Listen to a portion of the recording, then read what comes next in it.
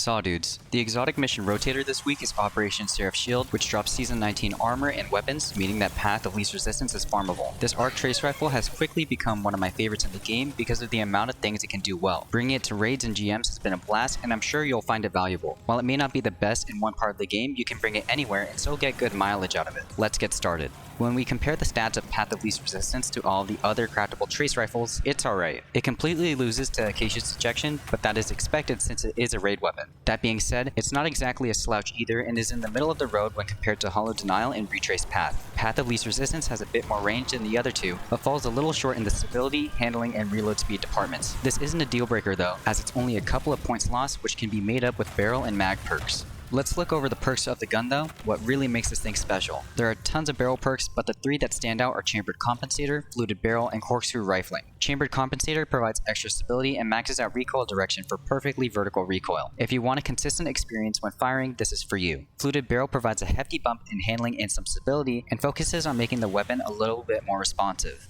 Corkscrew Rifling bumps up stability, range, and handling, and helps it perform a little better all around. For the mag, only two stand out. Tactical Battery and Enhanced Battery are likely your best choices. Tactical buffs up stability, range, and reload speed. Enhanced Battery is more for quality of life since it increases the magazine size without any negatives. The fun begins in the third column with three notable perks: Shoot to Loot, Stats for All, and Adaptive Munitions. Shoot to Loot allows Path of Least Resistance to pick up ammo and orbs from a distance, which can proc effects like Recuperation, Devour, and Surge mods. On top of that, it reloads all weapons from reserves. This perk is great in raid content and GMs. Stats for All works the same way as One for All and grants 10 stability, 35 handling, 10 range, 5% increased damage fall-off distance, 35 reload speed, and a 0.95 reload duration multiplier. This perk elevates the feel of the gun, and for the amount of buffs it provides is well worth the effort to activate. Finally, and I know this will be weird, Adaptive Munitions can come in handy when dealing with heavily shielded units. Hits against non-matching or barrier champion shields deal increasingly higher damage, which for trace rifles is 33.33% per hit up to 500%. It's very niche but works well against the targets it's meant for.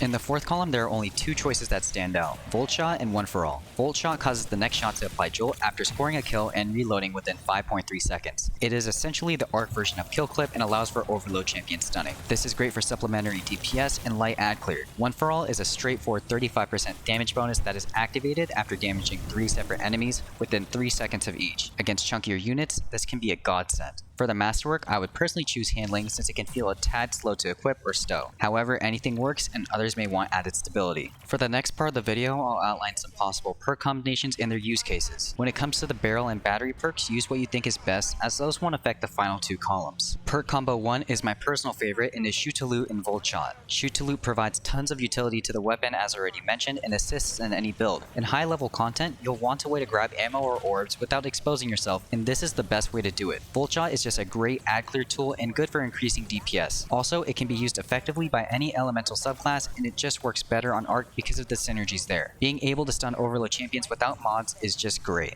Perk Combo 2 is Stats for All and Volt Shot, a perfect pairing. Stats for All makes the gun feel better overall, but Volt Shot can proc it. Assuming you jolt a target and release Chain Lightning to 2 other enemies, Stats for All will activate.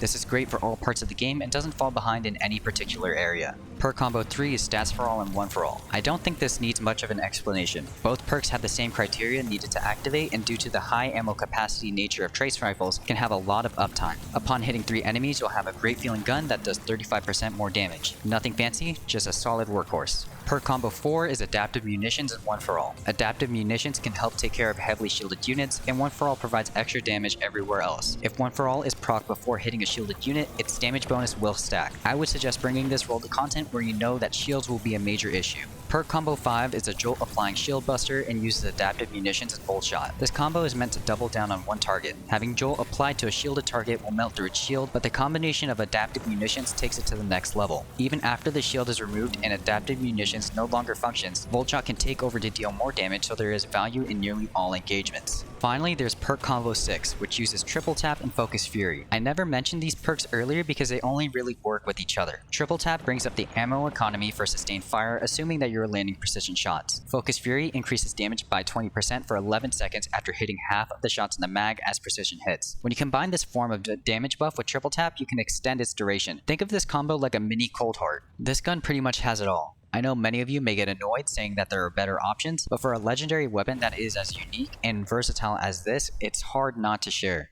Plus, it looks great without a shader and the sights are just super clean. My only complaint is that trace rifles feel a little weak, but other than that, I'm very happy with it. I hope this weapon review helped you out, and as always, thank you for watching and happy farming.